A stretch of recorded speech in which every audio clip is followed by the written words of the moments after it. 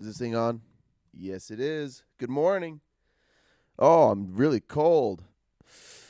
Oh, we just got back from Arizona where it was 90 degrees, and now I'm really cold, and I'm wearing a hoodie. And I also hurt my shoulder and can't exercise, so my body is not as warm or as ready to go as it normally is. It sucks, man. Life is hard sometimes. Here, I'm gonna bitch for a second. Uh, this Saturday, we ran a Spartan race in Arizona. We ran a 10K super Spartan race at the McDowell Fairgrounds. And we had a big group of friends. It was way fun. It was such a good time. And we left Friday morning, and I woke up. I came home from work Thursday. I had bunched up a bunch of work so I could take Friday off. Did it all Thursday. And came home, and I was like, oh, my shoulder is so sore, so tired. My whole body was. I've trained every single day, and I cleaned carpets for sometimes 6 hours, sometimes 10 hours. And I came home from work, and my body was so sore. And I went to bed. I was laying down, and my left shoulder started to burn, and I knew what was going on. I was getting tendonitis because it happened in my other shoulder not too long ago. So I laid there, and I was like, oh shit. I hope that this goes away. So I started popping some medicine. Anyway, my shoulder was completely immobilized for the entire weekend, and it's still incredibly sore. Oh, mega bummer. So I ran the race, but I didn't do any of the obstacles. I was just taking pictures and going through with my friends. So it was still a really good time. The the race in Arizona was a little less challenging than the Snow Basin one, but not by much. Not by much. They had us running through trenches. The obstacle ran through a bunch of freaking trenches from a dried up river. So a lot of like the sandbag carry, the rock bucket carry, those were up and down trenches. It was really challenging. Like I said, I just watched. I ran. I ran around with everyone. Took pictures. It was a great time, really good time. But man, I'm bummed. You know what? I went to the gym this morning to kind of rehab my shoulder, and I couldn't lift. Didn't want to lift. Didn't want to do legs. I want to rehab my body. And I was sitting there and I was kind of feeling sorry for myself. Oh, because it hurts. It still sucks. But on my way out, I was talking to this guy and this young kid who, over the weekend, rolled his car, fell asleep at the wheel, rolled his car, and holy shit!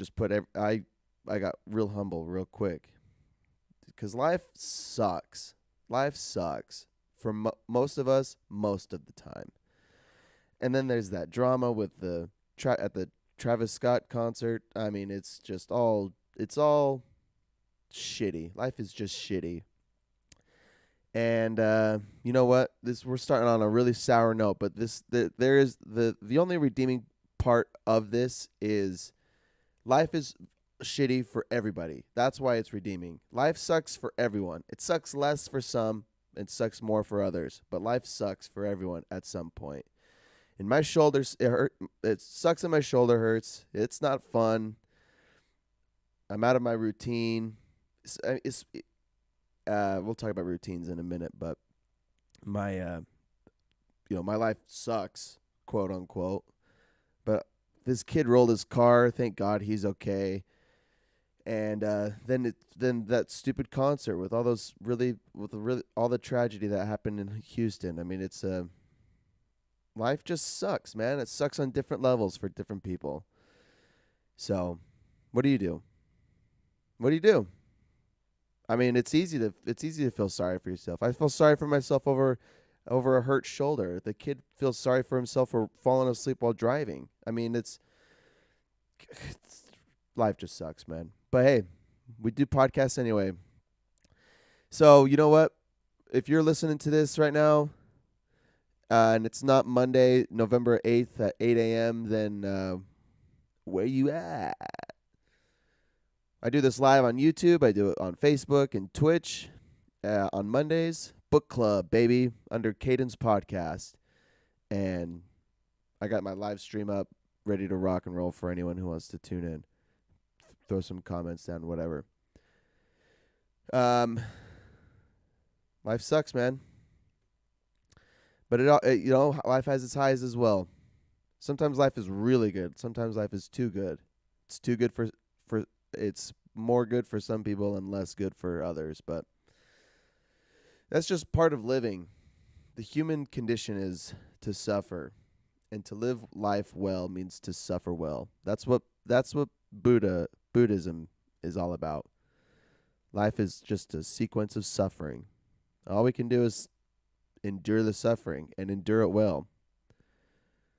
All right. Pretty sour note, but guess what? I don't give a fuck. This last week, I read a book by James Clear called Atomic Habits. Tiny changes, remarkable results.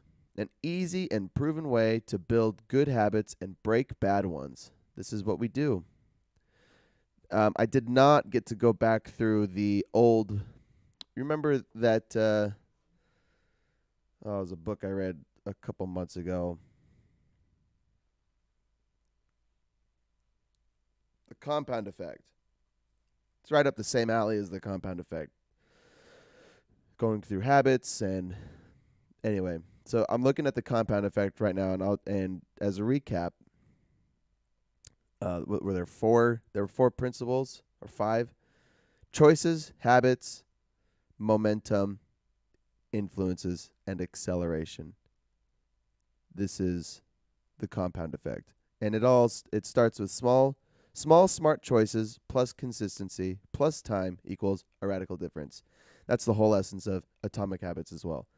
The idea, excuse me, the idea of habits is really quite simple, I think. It really is just a matter of doing shit. If you want to do something or accomplish something or become somebody, it's just a matter of doing something repeatedly over time. Let's see a little bit about our boy, James Clear. I wonder if he has a bio in here. I just barely opened the book. Like I said, I was out of town.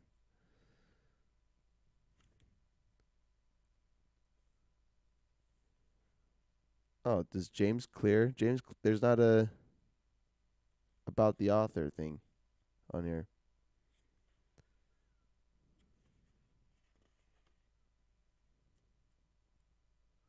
Well, then I'll tell you about the author. James Clear was an athlete somewhere. I believe he played collegiate baseball, and he the book starts with him telling a story about his a traumatic experience in high school where he got smacked in the head with a baseball bat, went unconscious, lost his memory, his eye bulged out of his head. It's crazy shit. And it took a lot of rehab, a lot of small. You see where we're going? A lot of small, consistent habits to regain his functionality as a person. And then he employed those habits when he wanted to become an athlete, wanted to become a baseball star, and became a reputable collegiate athlete. And then he started writing books, started writing a blog, which gained a lot of traction really fast, and then established this Atomic Habits empire. Just kind of like how the Michael E. Gerber from the E Myth has this E Myth empire. James Clear has a habits empire. You know what I love so much? On the back of the book, they have like the little one sentence reviews from other authors, and two of the three that are on here are from books that we've already covered. Mark Manson's The Subtle Art of Not Giving a Fuck. Well, we read his other one. Hope is Fucked. What was it called? Hope? Something about hope is fucked? I don't remember. A book about hope? Everything is fucked. A book about hope. That's what it was called. And then Ryan Holiday's The Obstacle is the Way.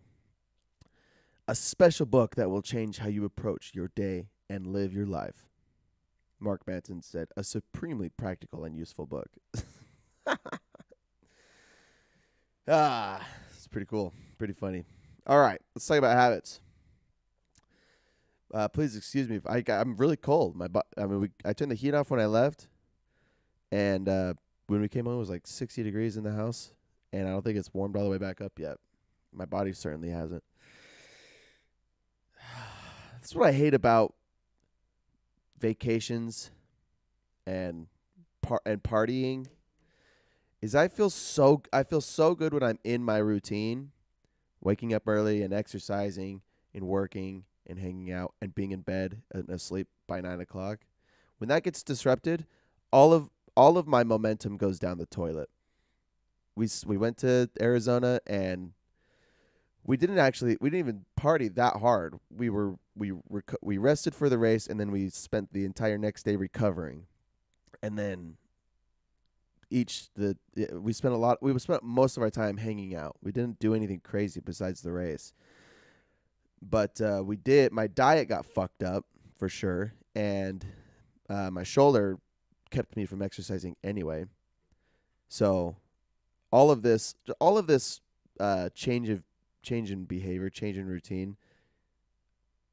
Oh, it bothers me because last night I was sitting when we got home, I was sitting on the couch. And the last thing I wanted to do was to go to bed to get ready to go to the gym, or to get up just to get ready for the week. And I'm telling you, I'm just kind of in a bummer mood because of my shoulder. But even the Halloween weekend, having people over for a night. man, it just sucks. I love my routine so much. I got issues though. I got massive issues. All right, forget it. Let's talk about habits. All right, here's a quote I took from the introduction of Atomic Habits. The quality of our lives usually depend on the quality of our habits. With the same habits, you'll have the same results. With better habits, anything is possible. Life is basically a system of habits, a system of routines and behavior, and all of our accomplishments, most of our accomplishments are geared around our routines and our habits. Successful people have have really specific regimens and with clear objectives, and not always achieve their objectives based on their routines, but their routines is what sets them up for future success.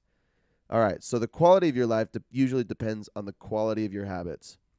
Simple as that. Simple as that.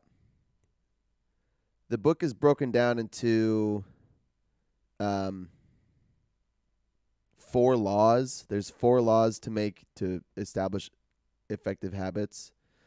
Before we get into the 4 laws, he talks about the fundamentals. So part 1, the fundamentals. Why tiny changes make a big difference.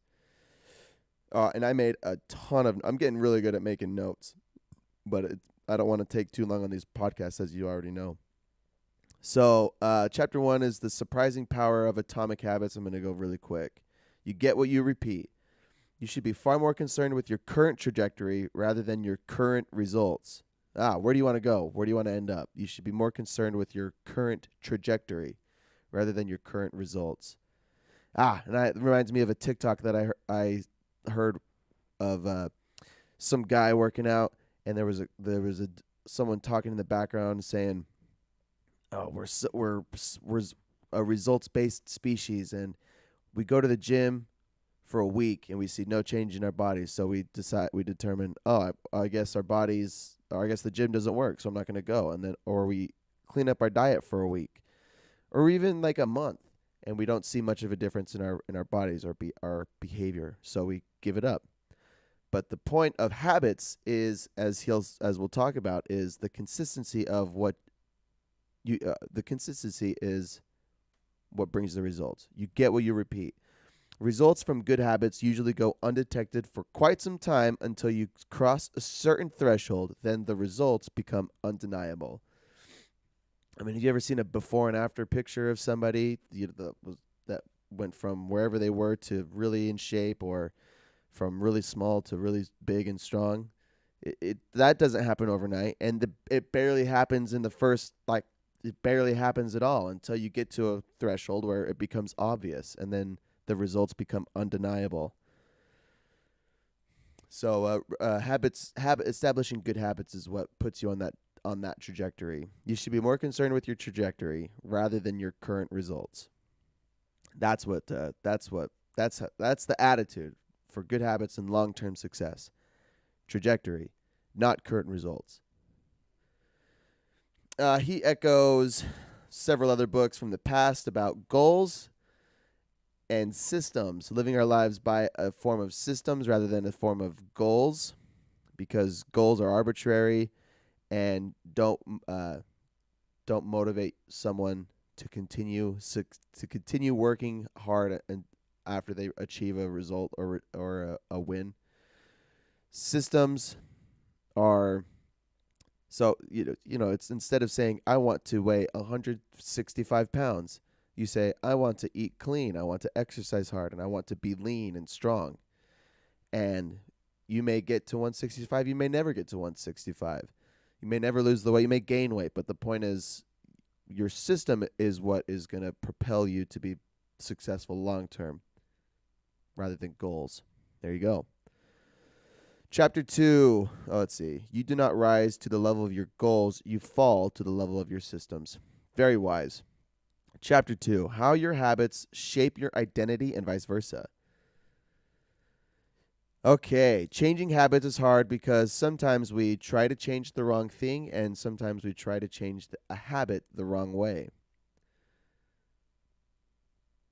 Okay.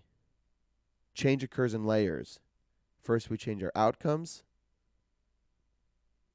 Oh, I see. Uh, Change occurs in layers. Changing your outcomes, changing your process, and changing your identity. A person trying to quit smoking changes their identity when they say, "No thanks, I'm not a smoker," instead of saying, "No thanks, I'm trying to quit." Your identity is a conglomerate of every decision you make. This. So this is the fundamentals of change. It goes back to your why. What is your why? Why do you want to change, or what? How do you see the world, or see current circumstances? Some people are fat and they're okay with it. That's why they don't want to lose weight. And some people don't care that they get inadequate sleep, or some people don't care that they're addicted to something, so they don't change. But your core value, if your core values are to be a healthy, strong person or whatever, then if you're not satisfied with your current state, you'll be motivated to change. That's your identity. Once you change your identity, you focus on your process and your behaviors, the things that you change in your environment to move into to move forward to changing your outcomes, which is what you're actually accomplishing. So over time, instead of focusing on your goals, you focusing instead of focusing on just accomplishing your goals, you focus on changing your internal worldview, your beliefs, your identity, which will influence changing your process of how you go about your life, and then you start accomplishing your goals at a deeper level. Decide who you want to be and prove it to yourself with small wins. Habits are not about achieving something, they are about becoming someone. Chapter 3: How to Build Better Habits in 4 Simple Steps. Yeah, this is where the 4 laws come in. The 4 simple steps, or the 4 laws, are the cue, the craving, the response, and the reward. The cue is what initiates some kind of interest. The craving is our desire. The response is how we act, and the reward is the feeling that it gives us. So he'll explain his principle are these 4 laws. How these 4 laws can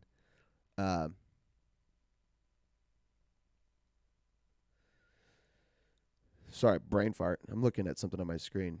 Um, how these 4 laws can uh, initiate good habits and behaviors, and then replace or remove bad habits, bad behaviors, or undesirable behaviors.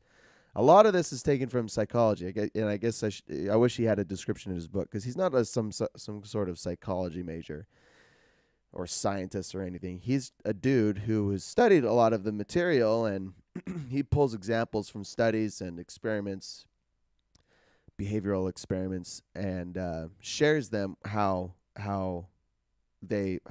our behavior. I mean, we're all just machines, right? What do we say?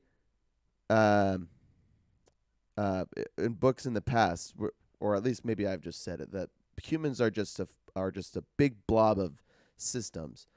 Um, we're a bunch of chemical reactions. We're not robots. We're all individual and unique, but we all operate in very similar ways. So all of our brains respond to certain things differently, but mostly similarly.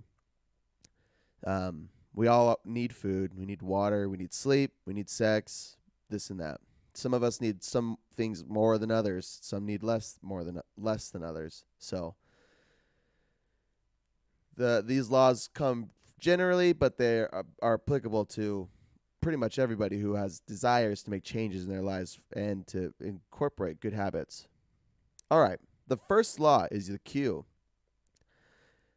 And instead of talking about the cue, he talks about how to make the law attractive. He calls it make it obvious. So the first law, make it obvious. Make your cue obvious. Chapter 4, the major note I took was there are no good or bad habits. There are only effective habits. Whoa, excuse me. Effective habits are effective at helping you become your desired person. Or I guess an effective habit is one that is a habit that takes hold, takes control. So um, our habits are our habits are just well, I will talk about that a little bit later, but um, awareness is the first step of breaking a good habit or breaking a bad habit or starting a good one. Chapter 5, the best way to start a new habit. Implementation intention is this is the first principle. Is dependent on when and where. When you want to take action, know when and where. If you want to remove action, know when and where that action occurs. This is basically understanding. Okay, and I'm just using simple habits that I have taken from my life, but knowing when and where. This is implementation intention. Where do you want to implement your new behavior, and where and when? So instead of saying I want to be fit or I want to lose weight, say I'm gonna create a new habit by I'm gonna go to the gym. I'm gonna go to this gym at this time every single day. Or if you want to start eating healthy, I'm gonna eat this food at this time every single day. That's implementation intention. Consider when you will be most successful creating a new habit. Right. For me, it's easier for me to go to the gym in the morning than it is to go in the evening after work. I'm tired after work, and I've tried. I've tried to go to the gym after work, and my desire is much lower. I have much more success going to the gym in the morning, so that's when I do it. I took some time after this book writing out all of the things I want to do, why I want to do them, what I want to accomplish, and I have written them into a schedule, into a fake schedule of mine, just so I know where they fit in my day. This is why I love my routine, because I have everything that I do in my day written out. I know exactly when I'm doing what. And sometimes everything's subject to change, and not every day goes according to plan. And sometimes you get injured, and sometimes you go on vacation, whatever. But the big thing for me is I have gym, I have yoga, I have work, I have writing, I have guitar practice, I have quality time with my girlfriend, and I have personal time, and then I have sleep time. It's all written out, and it needs to be flexible for different days. But I know I exercise best in the morning, and I have the most focus for writing right after my workout and before work, and I have enough energy to play music after work. Although I would rather play music like in the middle. I would rather break my work up into chunks instead of, a full 8 hours. And we've talked about this. This is just it's been studied that this human creativity flourishes the best when their productive work is broken up into sections. However, I'm not currently able to do that. I would rather, in an ideal world, I would clean carpets for 2 hours or something. I'd go to a job, and I'd come home, and I'd maybe write some more, practice some guitar more, and then I'd go back out. Or I would just do my work at home. Doesn't matter. I can't do that right now. Right now, I work for my entire allotted time, and then I come home and practice guitar. So consider when you'll be most successful creating a new habit. Write it out. Chapter 6, motivation is overrated. Environment often matters more. You remember where that comes from? That's straight from David Goggins. David Goggins from his book Can't Stop Me, Can't Break Me. I think it's Can't Stop Me.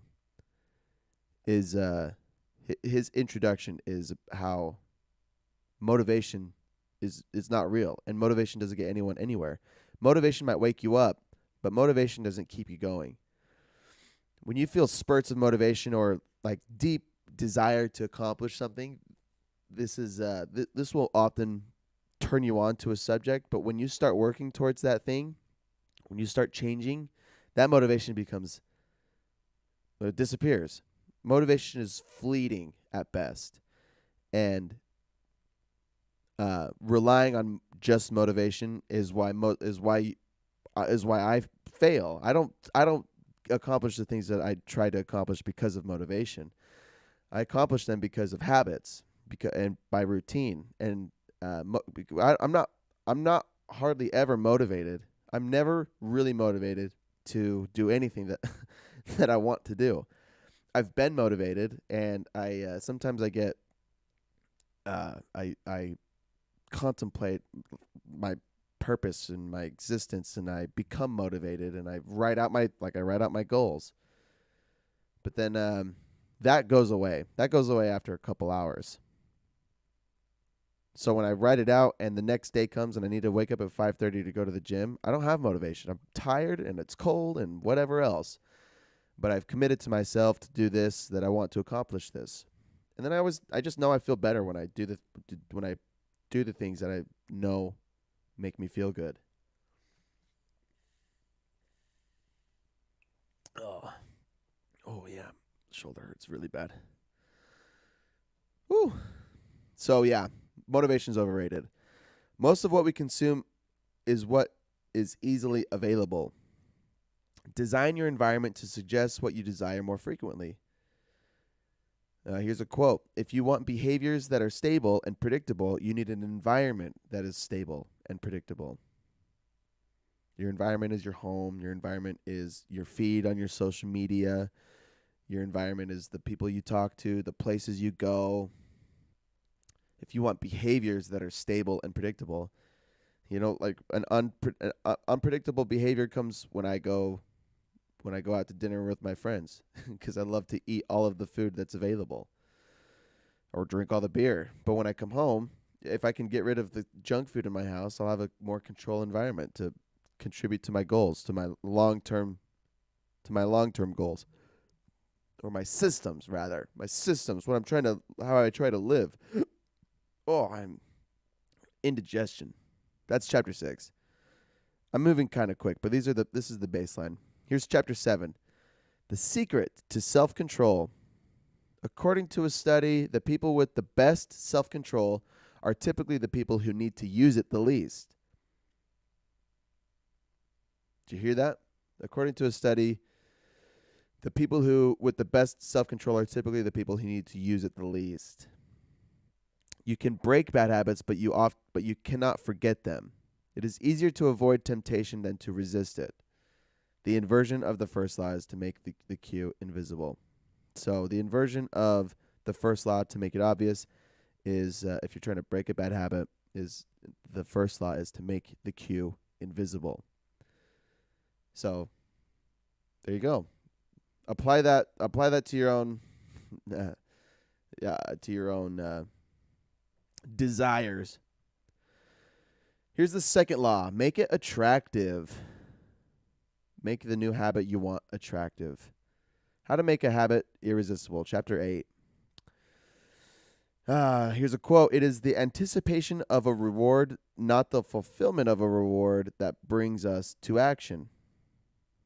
The craving is what leads to the response. So, food companies prey on our primal cravings for salt, sugar, and fat. These cravings were advantageous when food was scarce. The same problem lies in social and sexual cravings like social media and porn.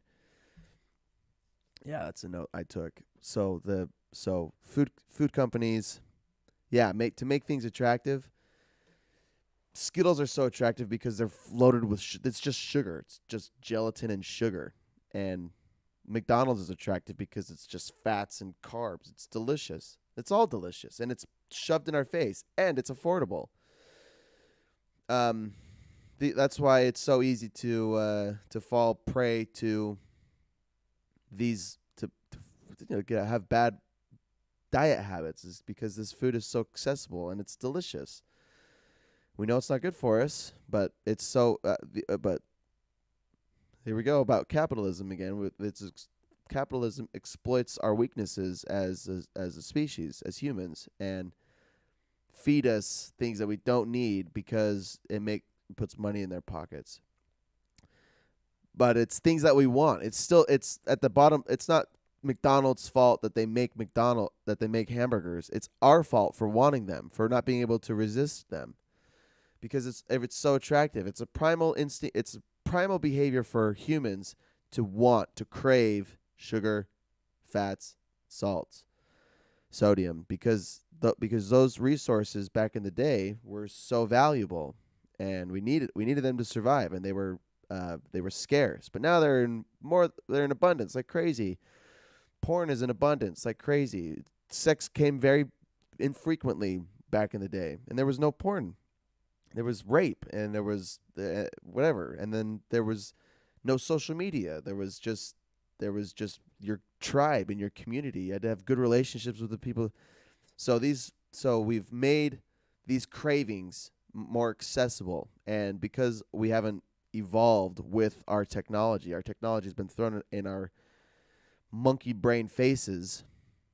We fall victim to being trapped by these bad habits, or by these things that are really incredibly desirous. That's chapter 8. That's that.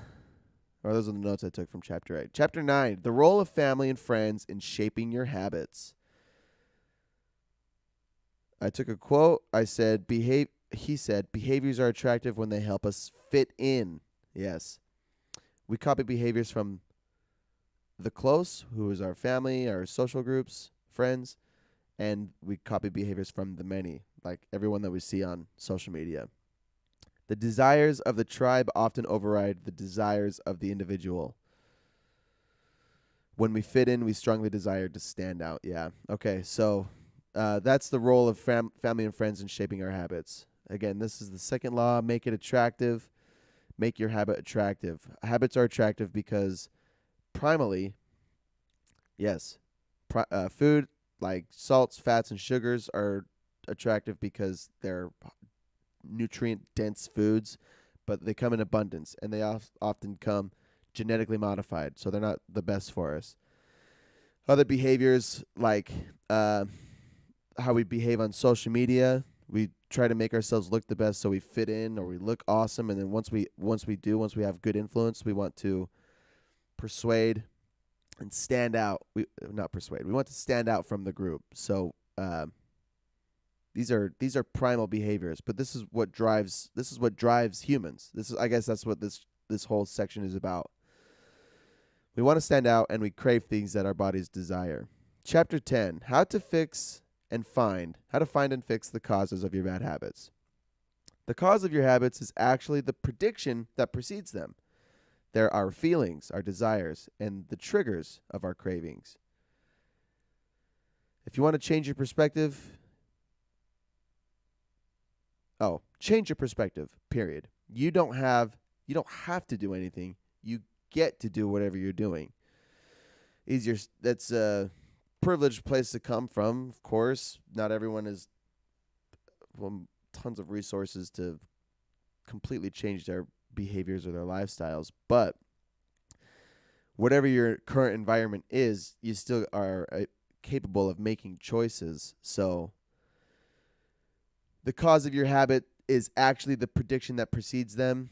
The cause of our habits is the way that we feel, everything that we feel before we do the thing, before we do the habit. So, yeah, the examples that I brought up the most is food, sex, and social acceptance. And those are all manipulated by our desires. Our food desires are manipulated by excess sugars, fats, and salts. Our sexual desires are manipulated by porn and prostitutes and escorts and whatever for pay for sex. And our social drive is manipulated by social media and by texting and by Skype and phone calls and all of it. All of these are all those are things that our bodies crave naturally, but they're manipulated because of the world that we've created. And whose fault is it but ours? All we're trying to do is connect closer by having these tightly woven friend groups on social media, and these feel a part of a clan, of a group of people, of our tribe. Find our tribe. And we often we abuse these new tools, this technology. We abuse the food that we're given. We abuse the sexual tools, I guess. I mean, how can you not abuse porn? But whatever. How can you? I mean, how can you use any of it to your advantage? Food, the excess food. It sucks because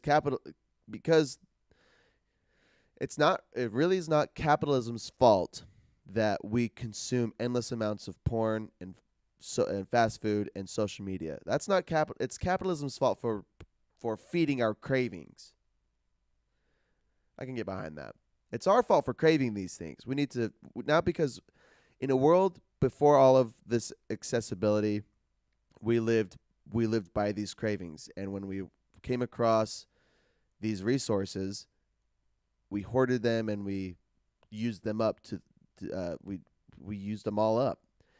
But now we have them in abundance where we still want to consume everything that we're given. But now we'll talk about this in a minute. I believe we'll talk about delayed gratification versus instant gratification. Primal humans lived by an instant gratification rule because no one knew when your next hit of fatty foods or a salt lick was going to come by. And you raped women because you never knew if you were going to spread your seed later on. I mean, that's what I'm learning from all these books. That the sex drive is all primal with this instant gratification mindset. But now because it's all super accessible,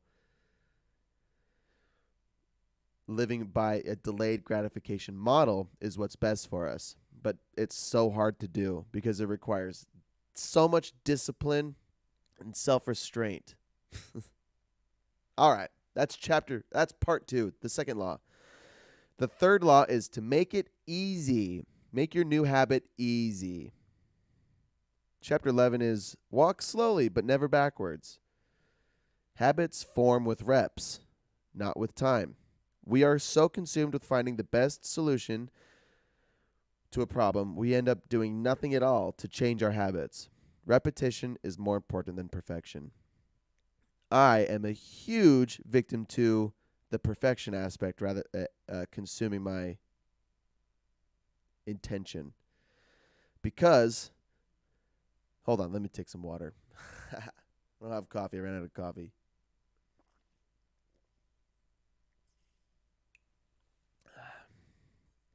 We're so consumed with, I am so consumed by finding the best solution to a problem because there are so many ways to go about a problem.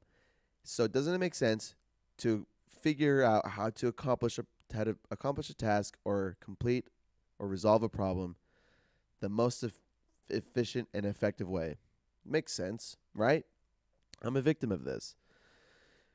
I want to do the best kinds of exercises. I want to eat the best kinds of food. I want to have the most meaningful kinds of social relationships with my friends and with my family. And I'm not perfect at it, but this is what I really want. However, I become so hyper focused on perfection, I often miss the mark and I don't execute. I don't do anything. I want to run White Glove, my carpet cleaning company, the most efficient and effective and profitable way possible. And I work so hard on figuring that out, I may have missed the mark. I may have missed the whole point of running a business or any of my goals, any of my systems.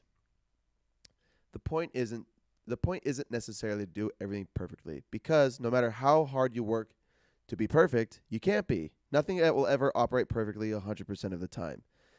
Operating at all is what's important. Executing is what's important. And it's the part that I suck at the most because I hyper-focus on perfection and learning. It's why I like this podcast. It's me venting on the knowledge I'm consuming to execute in the best manner possible.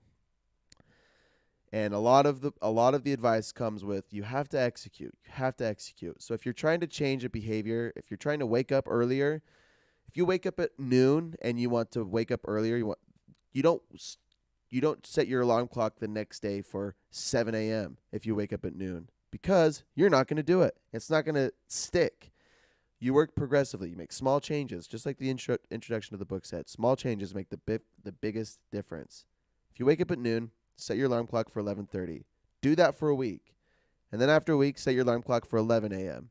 Do that for a week. And then after that, set your alarm clock for 10:30. But here's proof of why delayed gratification, or of where we behave as with instant gratification. I want results immediately. I want the success to come immediately. Of course, I think most people do. I think it's only natural. When you get hit with a surge of motivation and you work hard for a week, you want the results to come instantly. But this is not how anything happens. This is not how any long-term success comes about. Long-term success comes through discipline, perseverance, and consistency. So, if you want to wake up earlier, if you want to eat healthier, you don't throw out all your junk food and just eat apples. You can. If you have incredible discipline, you might be able to pull it off. But are you building long-term habits? I've thought a lot about the diet thing in this regard. And I think instead of throwing out all your junk food, incorporate smaller portions of whatever you're eating. Or maybe if you eat 100% of junk food now, maybe eat 90% junk food and 10% something healthy. Or, swap out your soda for water for a week or for 2 weeks. And then once you're comfortable with drinking just water, swap out the fries for a salad. And then once you're comfortable with doing that, swap out the fried chicken for grilled chicken. There you go. And then look how clean your plate just got. It's about building a system, and it goes back to earlier. It's about building a system that you believe in, your core values, and then changing the process little by little instead of dramatic changes. All right. Habits form with reps, not time. He also mentions if you want to get in the habit of going to the gym, you're not, this is the last example I'll use. You don't set your alarm clock and then go to the gym for an hour if you've never gone to the gym, because what the fuck are you going to do? If you want to build a habit of going to the gym, get into the habit of first driving to the gym. Maybe spend 2 minutes inside the gym just looking around, walking around on the treadmill for 2 minutes, and then go home. You may have spent 15 minutes total driving there, driving back. But once you're comfortable with driving there, you will be in the habit of going to the gym, and you will execute that later on and build from that. If you go to the gym for 2 minutes, then you'll go for 15. If you go for 15, you'll go for 30, and then 45 in an hour, and then you'll have a kick-ass routine, small and simple steps. But the worst thing you can do is missing. Period. The worst you can do is miss. Building effective habits comes from consistent repetition. Nice. That's what I heard in my head this morning. When I woke up and my shoulder hurt and I knew I couldn't lift anything, I didn't want to lose the habit of going to the gym. So I went and I looked up some physical therapy movements for my shoulder to rehab to get it back to strength. And I was only there for about 30 minutes doing some stretches. And it's not my desired routine, but it's way better than laying in bed. It's way better than laying in bed. Stay consistent. Success comes from long-term repetition. Here we go, baby. We're moving. Chapter 12, the law of least effort. Yes, humans are wired to do what is easiest. Reduce the friction for your good habits and increase the friction for your bad habits. You ever think about how rivers form? Rivers move through the path of least resistance. Humans are the exact same way. We are wired to use the least amount of effort to accomplish a task because our primal bodies were not equipped to burn copious amounts of energy without proper resources. So humans and all animals exert the least amount of effort necessary based on the energy available. Now, we live in a world where energy is in abundance. And it's not all good energy, it's not all healthy energy, but it's available. So we can exert more energy and more effort to accomplish a task. But the bottom line is humans exert the least amount of energy wherever possible. It's written in our DNA code. Chapter 13, how to stop procrastinating by using the 2-minute rule. This is what I was talking about. Show up to the gym for 2 minutes. Build that habit first. Quote, it's better to do less than you hoped for than to do nothing at all. That's all I'm going to say. We're at 48 minutes, and we got one more law to go through, but we're doing great. Chapter 14, how to make good habits inevitable and bad habits impossible. Oh, I don't think I took any notes from that, but the chapter title sounds awesome. I wrote postscript. Why change your habits in the first place? Why add better ones? Why remove worse ones? I wrote this because I was talking to my mom about this book. I love my mom so much. She listened to this book before I did, and I said, "Oh, that's awesome. What did you learn? Did you implement any of the habits, any of the rules?" And she said, "No." She said, "No, I read the book. That was awesome, but nothing changed." So I thought, why did she read the book anyway? And what's the point of wanting? Why do people become motivated to change their habits? And I think it really does stem. I think James Clear nailed it on the head. It all starts with your identity. If you're comfortable with the life that you live, you're not going to want anything to change. And that could be whether you have a really good routine or a really bad routine. Good or bad are subjective. Just a really disciplined one or a really not disciplined one, I guess, is a more fair way to say that. But it all depends on what you are already comfortable with. And if you're fat and you don't want to be fat, you're going to be motivated to change. But if you're fat and you don't give a fuck, you're just going to stay fat. And if you are addicted to something and you don't want to be addicted to something, you're going to want to change. I think that's where this comes from. Why this is so useful. But if you're addicted to something and you don't give a fuck, you're just going to stay addicted. So it comes with an internal desires. That's where habits change. That's where intent changes. And then from there your process changes. So that was a postscript thought that I had. Why change your habits in the first place? Because you change your identity. Because you want to become somebody different. The fourth law, make it satisfying. Chapter 15, the cardinal rule of behavior change. Positive experiences cultivate habits. The first 3 laws make a habit likely at the moment, in the moment. The fourth law, satisfaction, makes a habit likely for the future. So if you do something, if you engage in a new habit and you're rewarded for it, this is basic psychology, the chances of that habit occurring in the future again increase. If you change your habit, change your behavior, and the reward is dissatisfaction or pain or suffering, that the chances of that behavior occurring again in the future decrease. It's basic psychology, baby. So the fourth law, make it satisfying, stems from this principle.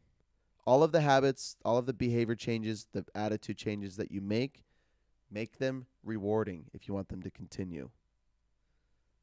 That's chapter 15. Generally, in the world as it is today, instant gratification serves the present you. Delayed gratification serves the future you. Create rewards that support your new identity. Yes. Most people will treat themselves to ice cream after the gym, where it becomes counterintuitive. So create a better reward for your behavior. Instead of getting ice cream after the gym, get a massage, something else that's pleasant, but is in the same category of what you're trying to accomplish. If you're trying to, let's see if I can think of another example. Let's say you want to stop smoking. Well, let's say if you go all day without smoking, if you reward yourself with a beer or with another drug, you're counteracting that behavior change, the reward. So keep the reward in tune with your behavior change. If you're trying to quit smoking, maybe your reward can be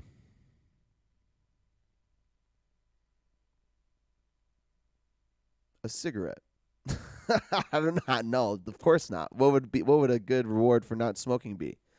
For going an entire day without smoking? Um there's some examples where you with like public accountability, he'll talk about having an accountability partner. Maybe the reward for not smoking in the day is being able to go to your accountability partner and say, I didn't smoke all day. I went all day without smoking. I don't know. You got to come up with something though that stays in line with your current behavior change, or the habits you're trying to implement. So, so you don't counteract the new behavior. Chapter 16: How to stick with good habits every day. It talks about habit tracking. This is having an accountability partner. That's chapter 17. This is have a calendar. Every time you do the habit that you want to do, mark an X, and you'll be able to track how consistent you are with your new habit. And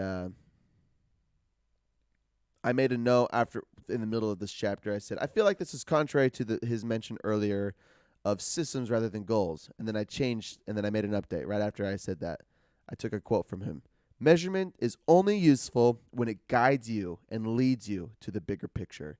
Not because you're not checking boxes for the sake of checking boxes. Just like you're not counting your 10,000 steps to count 10,000 steps. The whole purpose of a measurement system of reaching 10,000 steps or of marking your X is to live by your systems, not to accomplish a goal, but to live by your systems. That's what your momentum or your measurement should be. Doing something instead of nothing is always better. If you miss one gym day, do not miss again in a row, the second day in a row.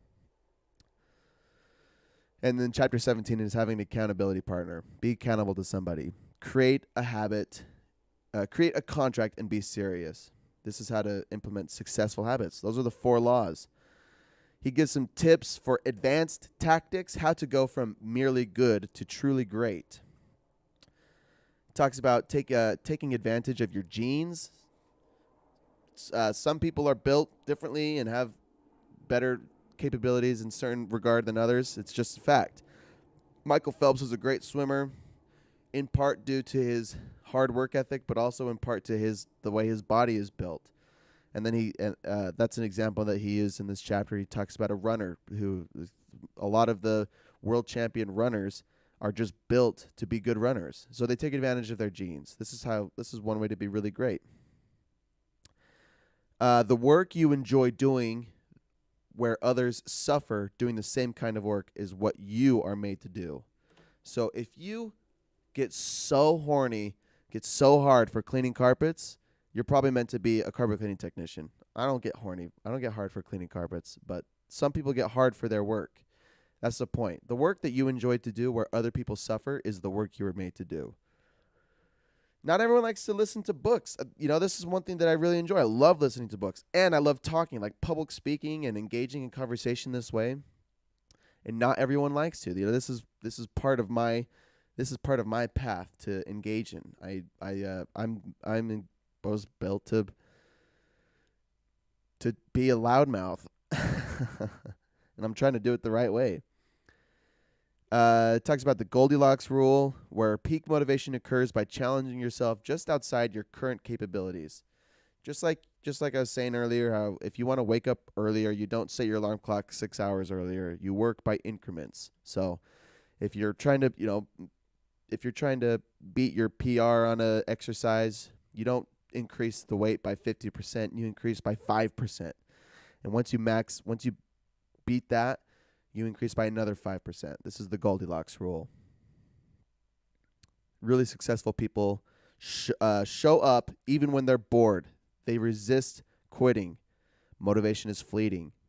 Yes, the Goldilocks rule. Hard work is boring. It's Long-term success is boring. That's the bottom line. Waking up every day at 5:30 sucks, and a lot of people quit because it sucks. Going to the gym every day to do the same routine sucks because it's boring. But this is exactly where great people are separated from the rest. Great people do the work when it's hard and when it sucks, because that's where you shine. That's where you separate yourself.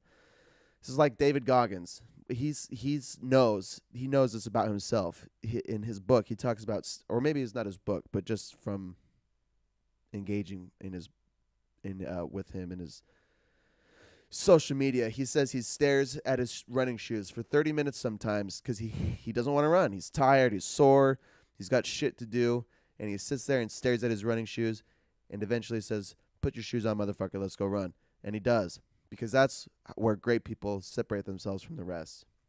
They do the shit even when they don't want to. And then chapter 20 is the downside to creating good habits. The downside is becoming comfortable in your new habit and not pushing yourself to new limits.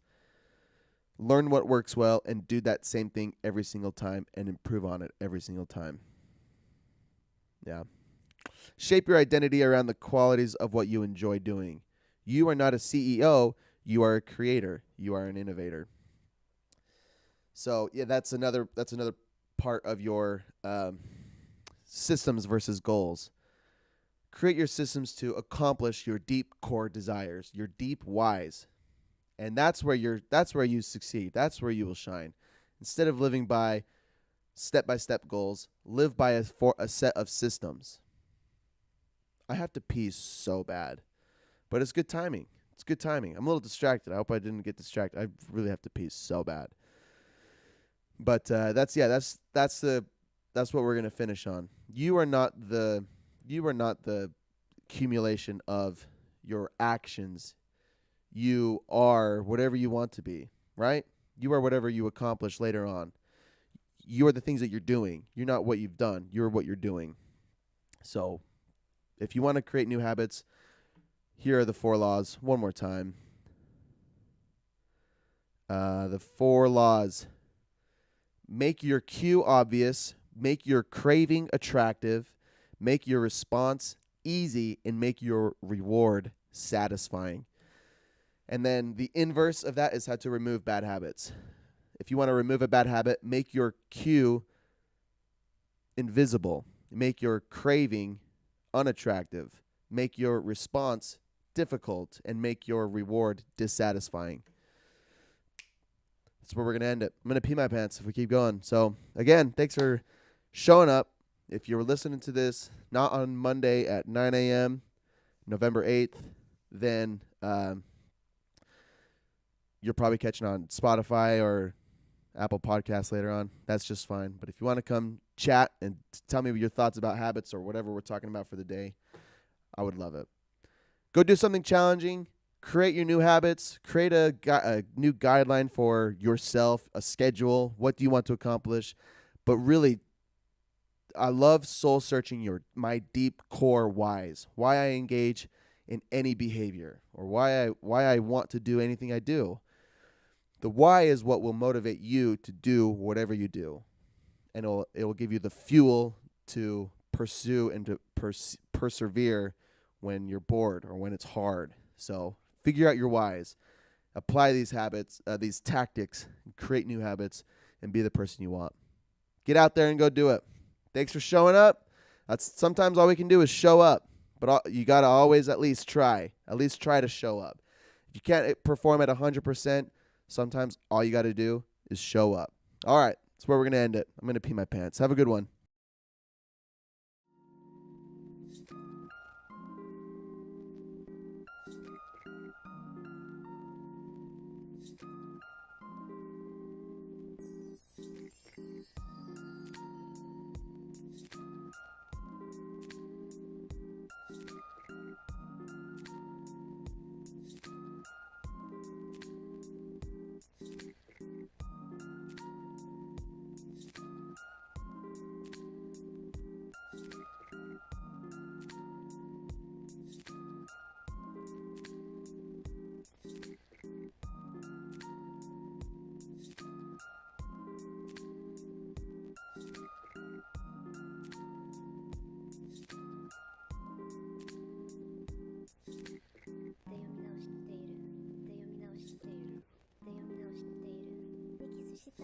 読み直しているで読み直しているだけがで読み直しているで読み直している